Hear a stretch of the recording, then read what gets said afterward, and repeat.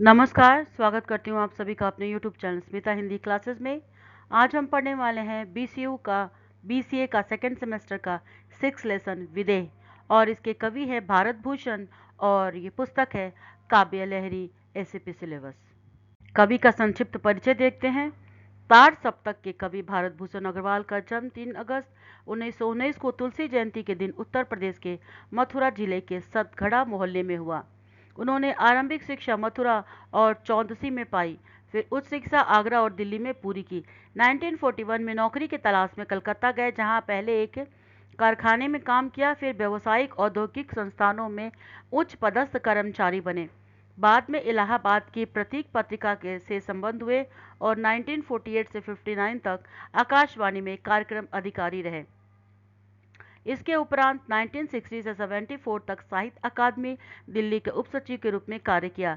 1975 में शिमला के उच्चतर अध्ययन संस्थान से विजिटिंग फेलो के रूप में संबद्ध हुए और यहीं 23 जून 1975 को उनका निधन भी हो गया। वह बचपन से ही काव्य कला में प्रवीण होने लगे थे और साहित्यिक गतिविधियों में बढ़ चढ़कर हिस्सा लेते थे। उनका पहला काव्य संग्रह छवि के बंधन और 1941 में और दूसरा काव्य संग्रह जागते रहो 1942 में प्रकाशित हुआ। 1943 में प्रकाशित तार सप्तक के 7 नए महत्वपूर्ण युवा कवियों में से एक के रूप में उन्हें शामिल किया गया। वो अप्रस्तुत मन, अनुपस्थित लोग, एक उठा हुआ हाथ, उतना वह सूरज है, बहुत बाकी है। उनके अन्य काव्य संग्रह है हास्य व्यंग, लघु मानव की प्रतिष्ठा, यथार्थ के प्रति आग्रह, क्षणबोध, मध्यम वर्गीय संघर्ष, नियति के प्रति विद्रोह आदि उनकी कविता का मूल स्वर है। कवि लियर के रिमेरिक से प्रभावित होकर उन्होंने तुकों को भी रचना की, जिसका संग्रह कागज के फूल में हुआ है। अरुण कमल ने उन्हें नगरीय जीवन का पहला सजग कवि कहा है। आज जब घर पहुंचा तो शाम को तो बड़ी अजीब घटना हुई। मेरी और किसी ने भी कोई ध्यान ही नहीं दिया, चाय को न पूछा। आके पत्नी ने, बच्चे भी दूसरे ही कमरे में बैठे रहे, नौकर भी बड़े ढीठ ढंग से झाड़ू लगाता रहा, मानो मैं हूं ही नहीं। तो क्या मैं हूं ही नहीं? इस काव्यांश में कवि ने अस्तित्वहीनता की पीड़ा को व्यक्त किया है। घर पहुंचने पर जब परिवार के सदस्यों और नौकर से उसकी उपस्थिति को भी पूरी तरह अनदेखा कर दिया, तो उसे ऐसा महसूस हुआ मानो वो अदृश्य हो गया हो। पत्नी का चाय का ना पूछना, बच्चों का दूरी बनाए रखना और नौकर का उपेक्षित व्यवहार, ये सभी संकेत देता है कि उसका महत्व घर में समाप्त हो चुका है। इससे उसकी आत्मचेतना पर गहरी चोट पहुंचती है और वह स्वयं से ही सवाल करता है, तो क्या मैं हूं ही नहीं? विशेषता, इस कविता की विशेषता उसकी गहरी भावनात्मकता और आत्मविश्लेषण की प्रवृत्ति है। साधारण घरेलू घटनाओं के माध्यम से कवि ने अकेलापन और पहचान के संकट को प्रभावी ढंग से प्रस्तुत किया है। यह कविता पाठकों को सोचने पर मजबूर करती है कि व्यक्तित्व का अस्तित्व केवल उसकी भौतिक उपस्थिति ही नहीं, बल्कि पारिवारिक और सामाजिक स्वीकार्यता से भी निर्धारित होता है। नेक्स्ट पैरा है, और तब विस्मय के साथ यह बोध मन में जगा रे, मेरी देह आज कहाँ है?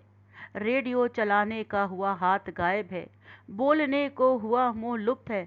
देखता हूँ परंतु हाय, आंखों का पता नहीं। सोचता हूँ फिर शायद नदारत है, तो फिर मैं भला घर कैसे आया हूँ? इस काव्यांश में कवि ने अपनी अस्तित्वहीनता के बोध को और गहराई से व्यक्त किया है। जब घर वाले उसकी उपेक्षा की, तो उसे अपने ही शरीर के लुप्त होने का अनुभव होने लगा।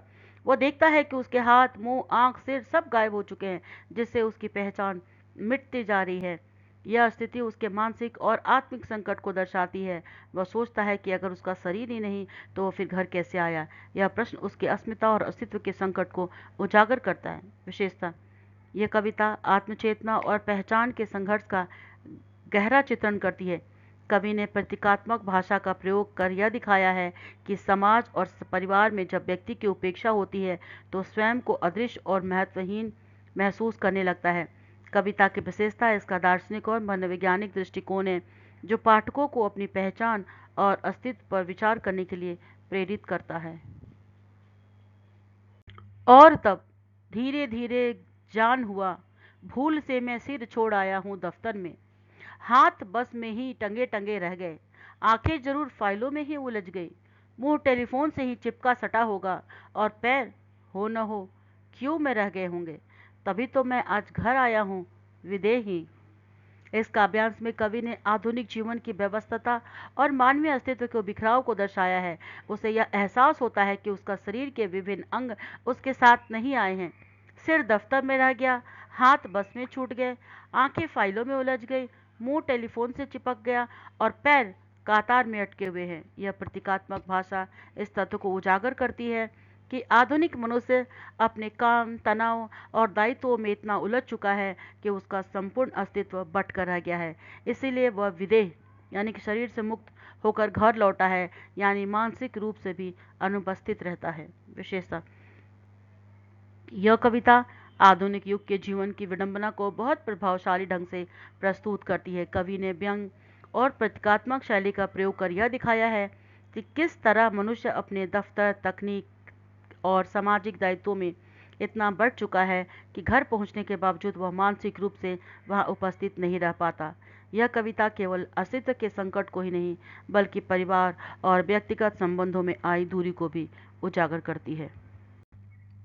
देहहीन जीवन की कल्पना तो भारतीय संस्कृति का सार है, पर क्या उसमें यह थकान भी शामिल है जो मुझे अंगहीन को दबोचे ही जाती है? अर्थ, इस काव्यांश में कवि भारतीय संस्कृति की उस धारणा का संदर्भ देता है जिसमें विदेह होने पर आध्यात्मिक उन्नति का प्रतीक माना जाता है। विदेह का मतलब देह से मुक्त। लेकिन वह प्रश्न करता है कि क्या यह विदेह थकान और निराशा से भरी होनी चाहिए? वह महसूस करता है कि उसका शरीर अलग अलग दिशा में बटा हुआ है, जिससे उसकी ऊर्जा और चेतना भी बिखर गई है। यह थकान केवल शारीरिक नहीं बल्कि मानसिक और भावनात्मक भी है जो उसे जकड़े हुए हैं। विशेषता, कविता की यह पंक्ति दार्शनिक और व्यंग्यात्मक दोनों दृष्टियों से गहरी है। कवि ने भारतीय आध्यात्मिक विचारधारा को आधुनिक जीवन की यथार्थ स्थिति के साथ जोड़कर एक नई व्याख्या प्रस्तुत की है। यह कविता मनुष्य के उस मानसिक शारीरिक थकान को उजागर करती है जो अत्यधिक कार्यभार, तनाव और अस्तित्व के संघर्ष से उत्पन्न होते हैं। उसमें जीवन की अनिवार्यता और आध्यात्मिकता के बीच का द्वंद्व भी झलकता है। एक अंकीय प्रश्नोत्तर देखते हैं। कवि को घर में कैसे अनुभूति हुई उपेक्षा की? कवि ने अपने अस्तित्व पर क्या प्रश्न किया? तो क्या मैं हूं ही नहीं? कवि को अपने शरीर के अंगों की क्या अनुभूति हुई? अदृश्य होने की। कवि का सिर कहाँ छूट गया था? दफ्तर में। कवि के हाथ कहाँ रह गए थे? बस में। कवि की आंखें कहाँ उलझ गई थी? फाइलों में। कवि का मुंह कहाँ चिपका रह गया था? टेलीफोन से। कवि के पैर कहाँ रह गए थे? कातार में यानी कि क्यू में। कवि किस रूप में घर पहुंचा? विदेह यानी कि शरीर से मुक्त। विदेह का क्या अर्थ है? देह से मुक्त। भारतीय संस्कृति में विदेहता का क्या माना जाता है? आध्यात्मिक उन्नति। कवि ने विदेहता को किससे जोड़ा? थकान और मानसिक दबाव से। कवि को किस चीज ने दबोच रखा था? थकान ने। कवि की थकान का मुख्य कारण क्या था? अस्तित्व का बिखराव। कवि ने आधुनिक जीवन को किससे जोड़ा? मानसिक और भावनात्मक थकान से।